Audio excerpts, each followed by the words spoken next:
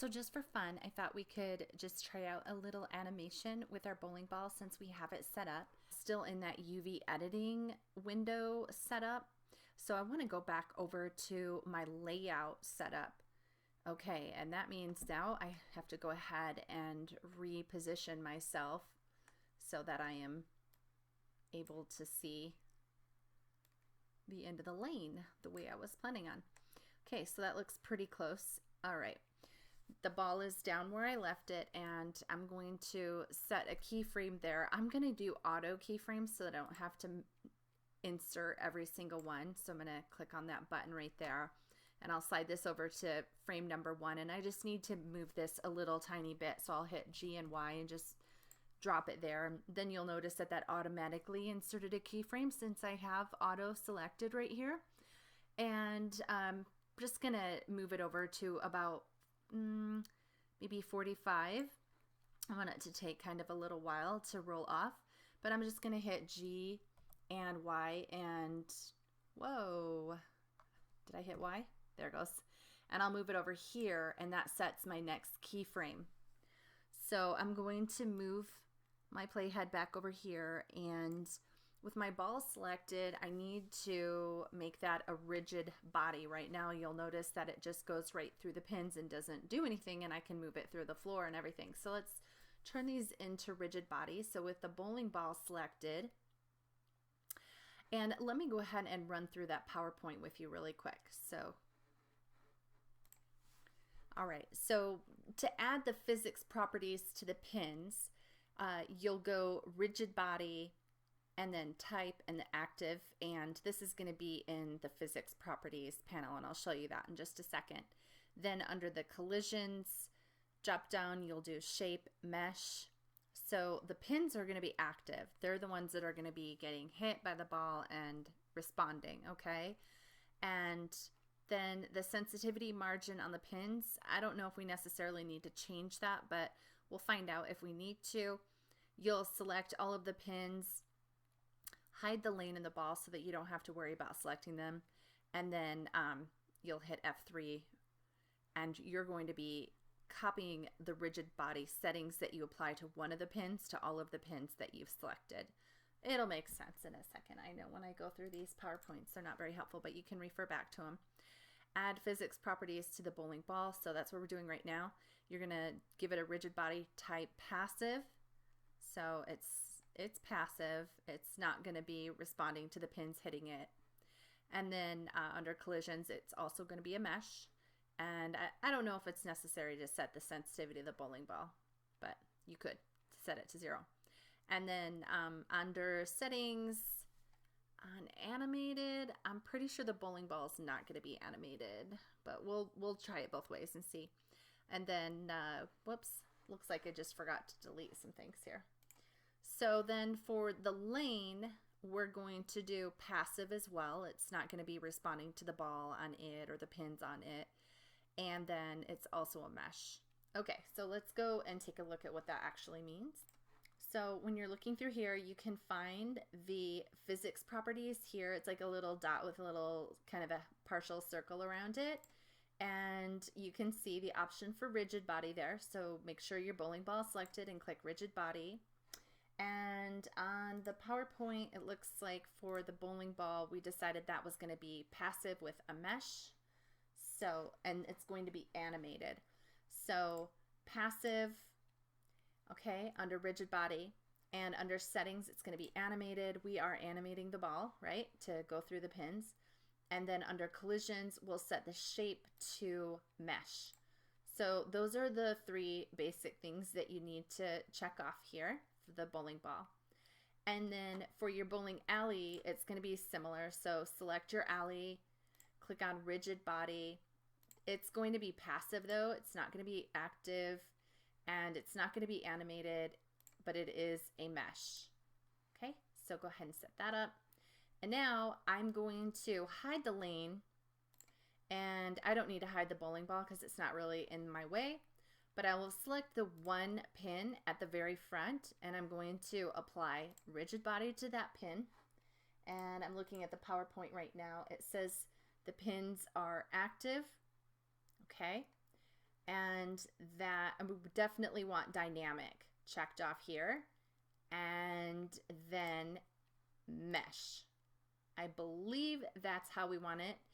So let's see if I press play, and I'm going to end my timeline because you'll notice I think I only went up to like 60, but I'm going to go ahead and change the end of this to 65. And that didn't take because my num lock is off. Okay. All right, now I'm going to just go ahead and play for a quick second. Whoa, okay. So that definitely worked. Okay, and the only reason why it worked on that one is because that's the only one that I've applied these settings to.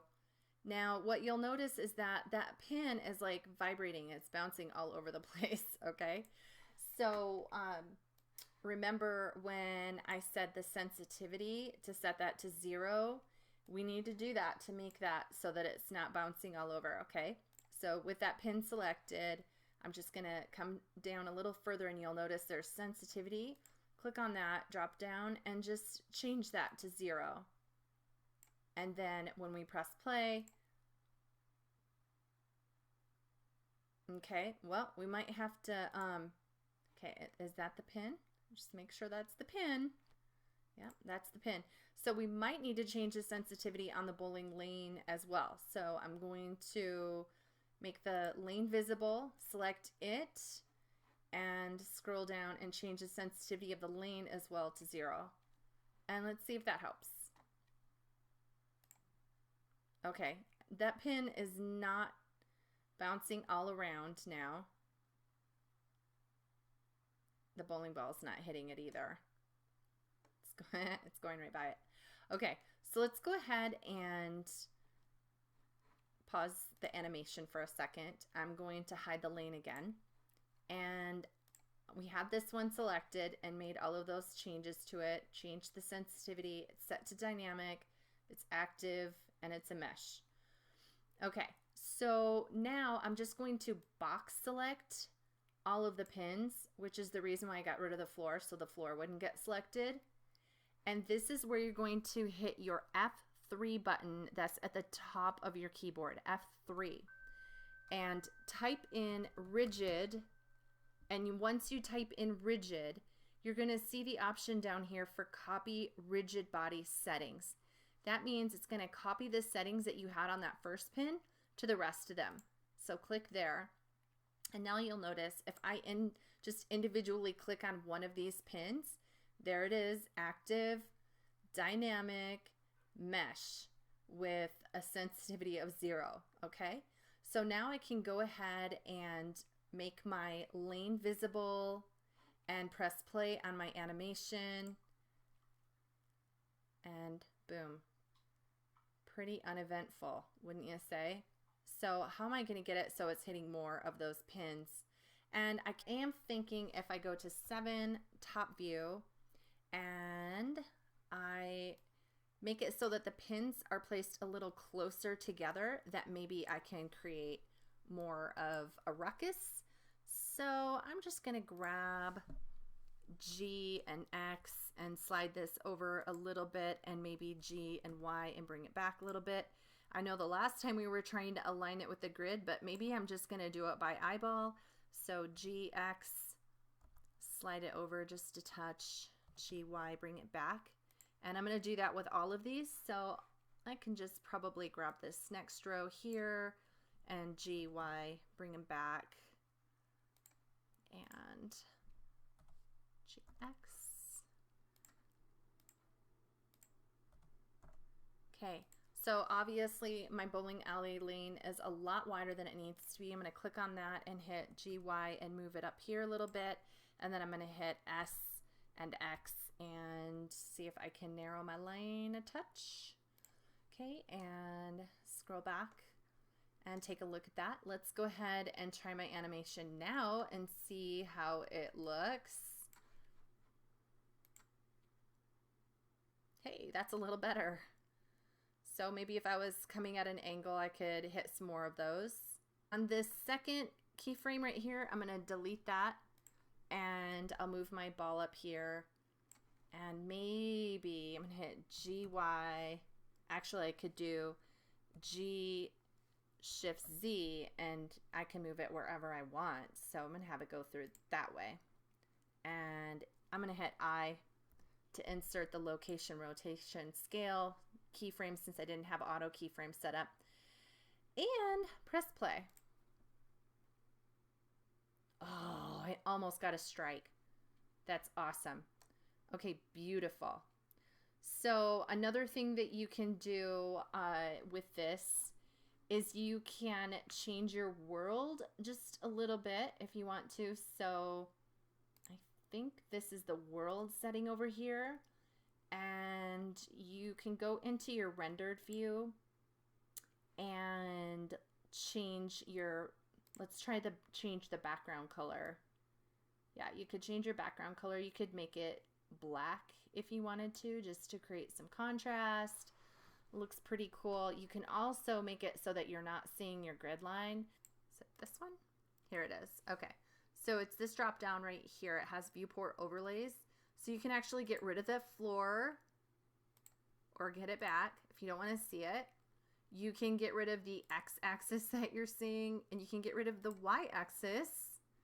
Okay, and that makes it so that you actually have a pretty cool view of what's going on. So you're going to come over here to this. I'm going to have to pause this. Yeah. Okay.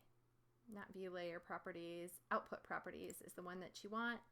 And if you want to do it at 100%, you can. And, or if you want it to be quicker rendering, if you have a lot of frames, then usually I decrease it a little bit, but I don't think 60 is that many, so I'll probably keep that. And make sure that you set up your camera view where you want it. So do your Control-Alt-0 and get yourself set up so that you have everything right where you want it. So when you're playing it, it's good. Make sure you go into your rendered view, and if you want to add the scene in the background, you can. Whatever you want to do with your animation, just have fun with it. No pressure.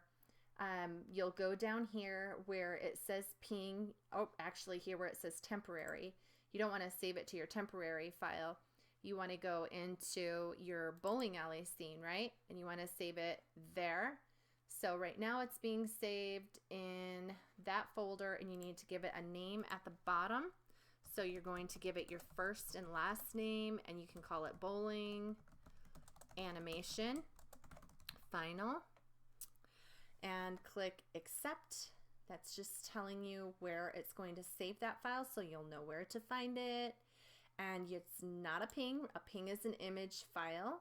So we want to come over here to the movies, and you can do FFmpeg video. You could even do AVI JPEG. And then you will, I believe, frame rate 24 frames per second. Yeah, that looks good. Your end is at 60. Make sure it's not going on and on and on.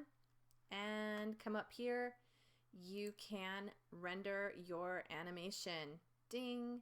And then you can turn in your saved Blender file. So you're definitely going to want to click File, Save As at this point, and you've done version 8. So this is going to be your version 9, and you can just call it animation, because then you'll know for sure that's the one that you animated. And then click Save As, and you have animated your bowling ball scene and learned a little bit about rigid bodies. So good job.